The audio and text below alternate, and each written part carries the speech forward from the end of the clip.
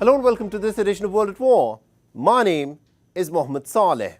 The first time Russia used a North Korean manufactured ballistic missile on Ukraine was on the 30th of December 2023, when Russia had struck the Zaporizhia region.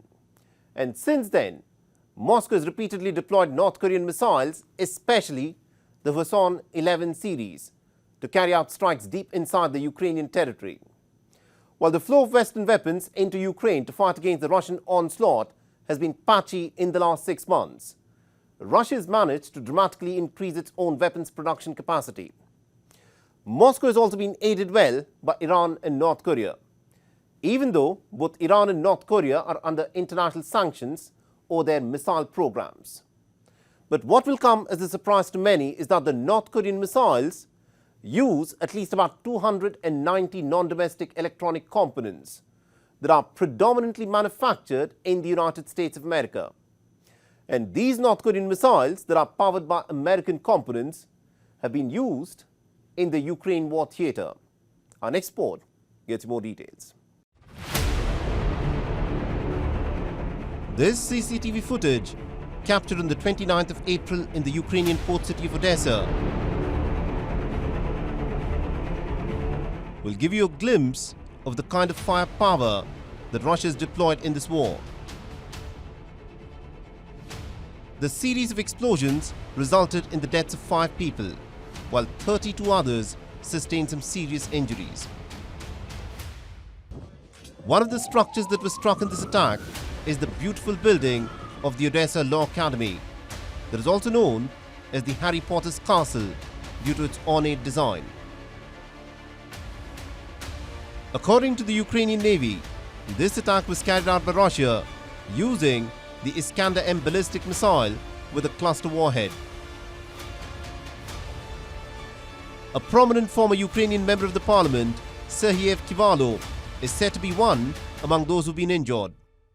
And then on the 2nd of May, a Russian missile struck the postal depot at the port of Odessa, sparking off a massive fire. At least 14 people are said to have been injured in this incident.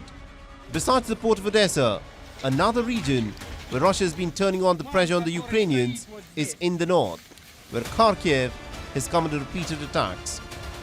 On the 30th of April, guided bombs were used to strike a village in the Kharkiv region, resulting in one individual getting killed. At 10:05 a.m. today, the enemy once again struck a civil site. A guided aerial bomb, preliminary OMPB-30. A man died that worked here. His name was Alexander, and on May 5, he would have turned 26 years. Unfortunately, 4 more civilians were wounded. There's no military object or equipment here. This week, the Commander-in-Chief of the Ukrainian Armed Forces, Alexander Syrsky, admitted that the position on the front line has deteriorated and that Russia has made a number of battlefield gains. The promised American weapons, though impressive on paper, are yet to reach the front lines, and this has dampened the morale of the soldiers holding the Ukrainian positions. Of course, we don't have enough shells. If we compare with the beginning of the full-scale invasion, when we fired up to 100 shells a day, then now, when we fire 30 shells, it's a luxury. We may be given 5 or 6 shells, but more often, we're not allowed to fire. We used to target military vehicles a lot, and we saw over streams where and what we hit. But now, we're often not allowed to fire. Sometimes, we fire in response to the Russian attacks on our personnel, so that they cease fire. So while the Ukrainians struggle to find enough ammunition to fire the Russian positions, the Russians have been firing a steady barrage of North Korean missiles on different Ukrainian strongholds. And what is especially galling for the leadership in Kiev is that the North Korean Warzones 11 missiles landing up in Ukraine are all manufactured using American electronics. Since September 2023, North Korea has sent a staggering 6,700 containers carrying millions of ammunition to Russia in exchange for food and other raw materials that are required for manufacturing weapons. Pyongyang has sent at least 3 million 152mm artillery shells that have made a huge difference on the battlefield. The West too is now upping the ante. Besides the long-range ATACMS that have been sent by the United States, what is extremely concerning is the rhetoric that the Western leaders are now resorting to. Britain's Foreign Secretary David Cameron has now gone as far as to say that Western weapons can now be used by Ukraine to strike at targets even inside of Russia. In terms of what the Ukrainians do, in our view, it is their decision about how to use these weapons. They're defending their country. They were illegally invaded by Putin, and they must take those steps. We don't discuss any caveats that we put on those things, but let's be absolutely clear. Russia has launched an attack into Ukraine, and Ukraine absolutely has the right to strike back at Russia. The Russians immediately hit back at this statement as a dangerous escalation, saying that the proxy war by the West is now a flat-out military contest. On May 2nd, the former Prime Minister, current Foreign Minister of Britain, David Cameron, during an interview to Reuters agency, suddenly claimed that Ukraine has the right to perform strikes, as he said it, against the Russian territory, using British weapons. There was a formidable fuss in the world's media, British included. Why so? Because it's the first time that a Western politician admitted something that is already an open secret to all the countries of the world's majority. The West is conducting a flat-out war against Russia with the hands of the Ukrainians. European leaders are increasingly realizing the stakes of the Ukraine war. Macron has repeatedly insisted that he won't rule out the possibility of French soldiers fighting in the Ukraine war theater. And the question now is, how many more steps will the two sides go up the escalatory ladder before this war becomes an all-out confrontation between Russia and NATO?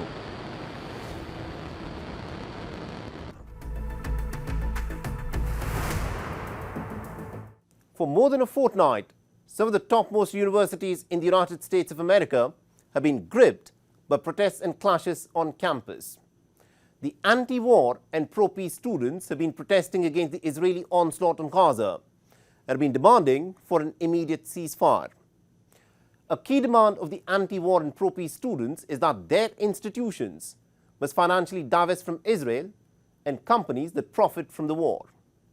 The campus protests have now spread to nearly 140 colleges in at least 45 states and also at least 6 other nations outside of the United States, including France, Australia, the United Kingdom and Canada.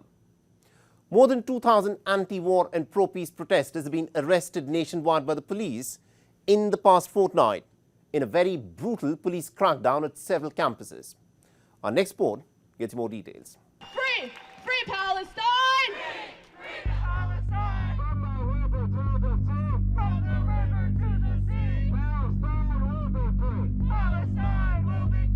U.S. college campuses have been rocked by the most sweeping and prolonged unrest since the anti-Vietnam War protests of the 1960s and 70s.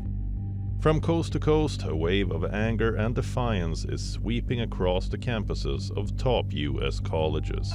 A movement that began on the 17th of April with only 70 students at Columbia University in New York City has gone from strength to strength despite arrests and threats of suspension. Students are furious over the Israel-Hamas war and the ensuing humanitarian crisis in the besieged Palestinian territory of Gaza. More than 34,500 Palestinians, mostly women and children, have been killed in Gaza by Israeli forces since the beginning of the Israel-Hamas war on the 7th of October last year. Columbia University, which is at the heart of the movement, was flooded by police in riot gear on the 30th of April in order to evict Hamilton Hall, occupied by the anti-war students.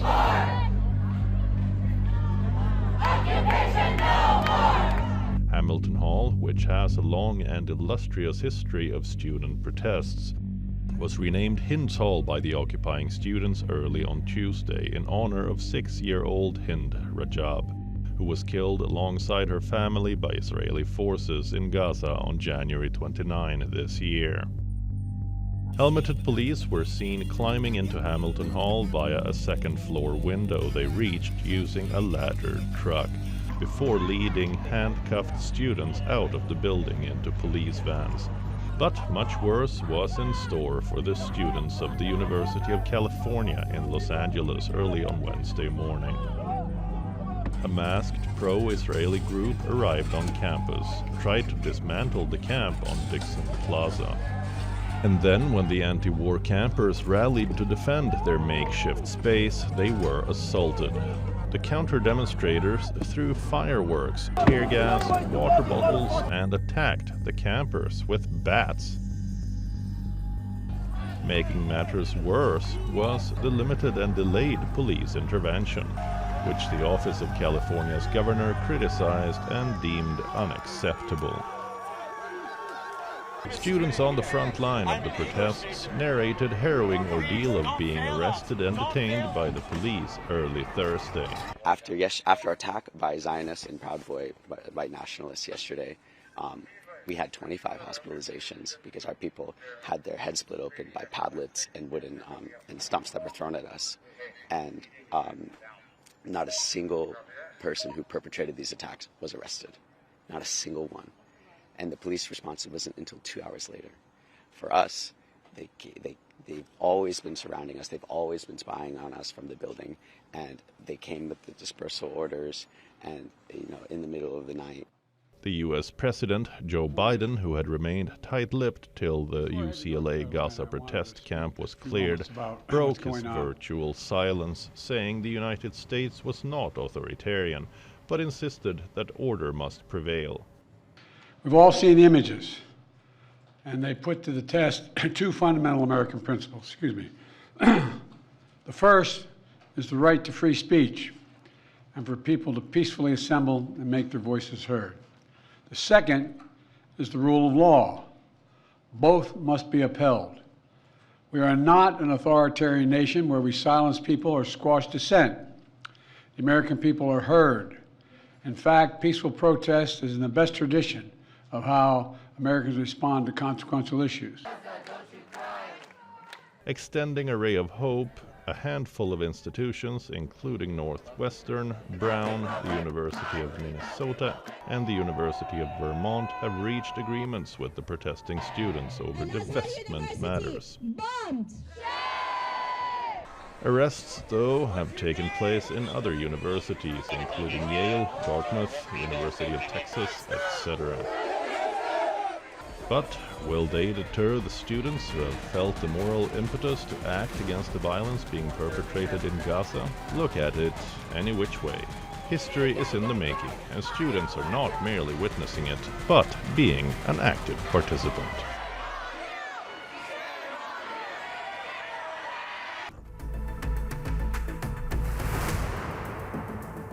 Now, the Caucasus arch foes, Armenia and Azerbaijan, have been locked in a bloody conflict ever since the breakup of the Soviet Union more than 3 decades ago. They fought 2 wars in the 1990s and then again in 2020 over the mountainous territory of Nagorno-Karabakh, which Baku had recaptured in a lightning offensive last September. Peace, however, has remained elusive, though, and fears of a renewed conflict always lurk just around the corner. After the Armenian Foreign Ministry announced on the 19th of April agreements between Yerevan and Baku on border delimitation, residents of several villages in Armenia have been protesting over the ceding of 4 abandoned border villages to Azerbaijan.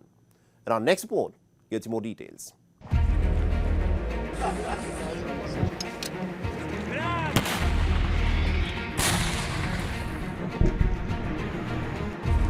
The decades-long conflict between Armenia and Azerbaijan in the southern Caucasus region, after a brief lull, is once again threatening to escalate. The latest flare-up was ignited after the two countries began physical demarcation of a contested border section in a bid to move closer to a peace deal, which has proven to be elusive up until now. Armenian Prime Minister Nikol Pashinyan's decision to return 4 abandoned border villages seized by Yerevan in the 1990s has not gone down well with the Armenians. We will not give up even 1 centimeter. We will not give up. We will not give up. We will shed blood, but we will not give up. At my age, I will go on my knees, but I will not give up. Though the settlements are deserted, they are of strategic significance, as they are close to landlocked Armenia's main highway north towards the border with Georgia. Additionally, the region is near a Russian gas pipeline and has advantageous military positions. Though the Armenian Prime Minister has defended his decision to return the 4 frontier villages, he has faced accusations of acting unilaterally without any guarantees in return. The people's demand, first of all, is to abandon this illegal process. This process can be conducted under one condition, when the people stand for it. For this, it must be put to a referendum. The issue of changing borders must be put to a referendum, and not one person decides what to do. Angry protesters blocked several roads across the country, including in the capital, Yerevan. In response to the territorial concessions, and have vowed to fight for the land they consider rightfully theirs. In practice, the handover involves only 2.5 villages, because Azerbaijan already partly controls the settlement involved. The ex-Soviet republics have had a tumultuous history and have called the border delimitation an important milestone. Azeri President Ilham Aliyev last month had said that a peace deal between the countries was closer than ever before. I think that we are close, and maybe close as never before, because we've never been close during the times of occupation. We could not agree on basic principles at that time. Will this demarcation of the border, considered a significant event by both Baku and Yerevan, lead to a much sought-after peace deal or blow up into a full-blown crisis? Only time will tell.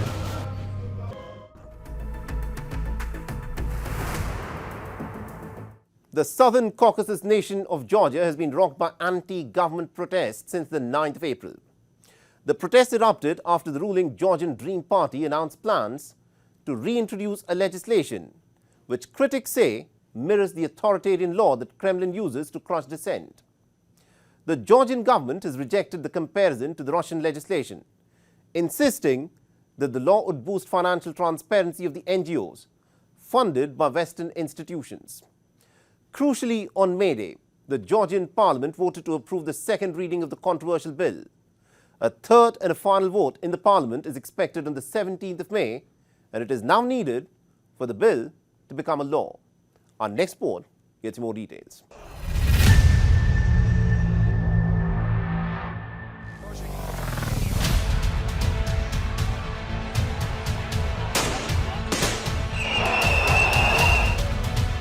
So we should have a free country.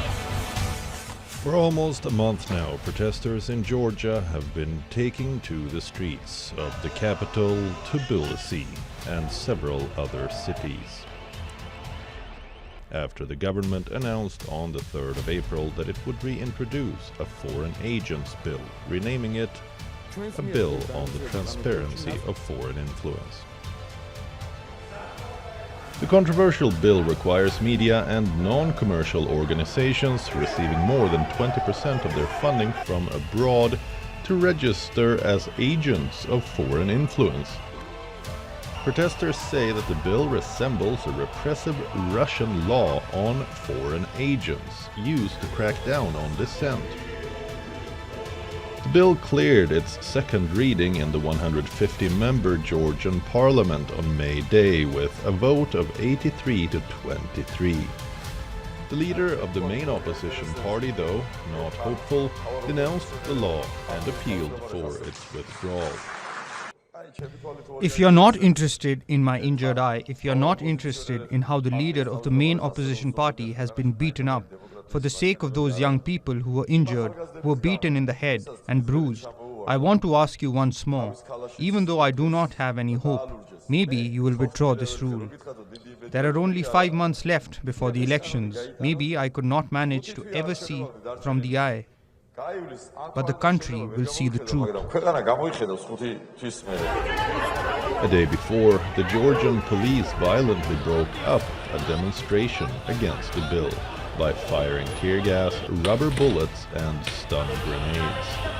Water cannon was also deployed to disperse protesters. Reportedly, in the brutal crackdown, the protesters were beaten up and at least 63 were arrested. Following the approval of the second reading on Wednesday, thousands of protesters continued to protest late into the night, shutting down central Tbilisi. With the second hearing, the law has been passed, which is absolutely ridiculous and stupid things to do in this situation right now, when you are seeing people this many here, and we are gonna stand till the end, till the very end, because there is the third hearing on May 17th, and we're not gonna lose the sparkle. We're not gonna lose our power and lose our drive. We're not gonna do it. Last year as well, the government's attempt to introduce the Foreign Agents Bill was thwarted in the face of massive street protests. A former Soviet republic, Georgia has sought for years to deepen relations with the West. A 2023 poll found that more than 80% of 3.7 million Georgians supported joining the European Union. The ruling Georgian Dream Party, though, has been accused of steering the nation towards closer ties with Russia.